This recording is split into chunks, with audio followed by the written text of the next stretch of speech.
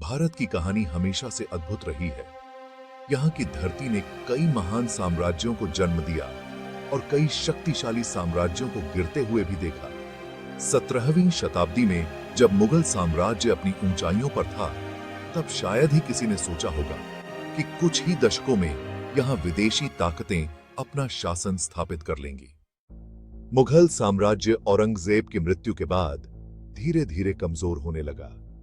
राजाओं और नवाबों के बीच सत्ता की लड़ाई, भ्रष्टाचार और प्रशासनिक कमजोरी ने इस विशाल साम्राज्य को खोखला कर दिया।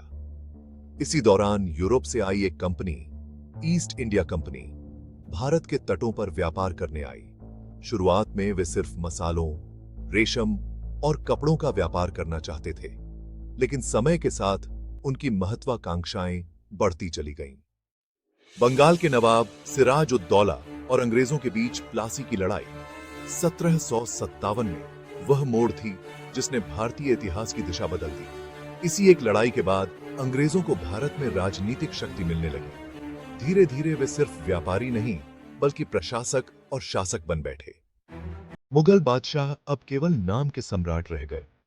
वास्तविक शक्ति अंग्रेजों और उनकी बनाई हुई नीतियों के हाथों में थी।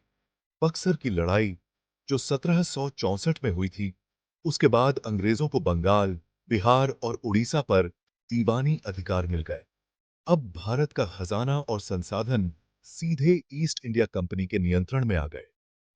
आने वाले 100 वर्षों तक अंग्रेजों ने अपनी कूटनीति, फूट डालो और राज करो की नीति और सैन्य ताकत का इस्तेमाल करके पूरे उपमहाद्वीप को अपने शासन में समेट लिया।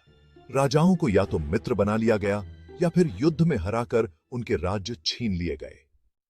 1857 का विद्रोह भारतीयों के मन में आजादी की पहली लौ लेकर आया। सैनिक, किसान, आम जनता सभी ने मिलकर अंग्रेजों के खिलाफ आवाज उठाई। यह विद्रोह दबा दिया गया, लेकिन इसने ब्रिटिश शासन की नींव हिला दी। इसके बाद ईस्ट इंडिया कंपनी का शासन खत्म हुआ और सीधा ब्रिटिश क्राउन का राज शुरू हुआ।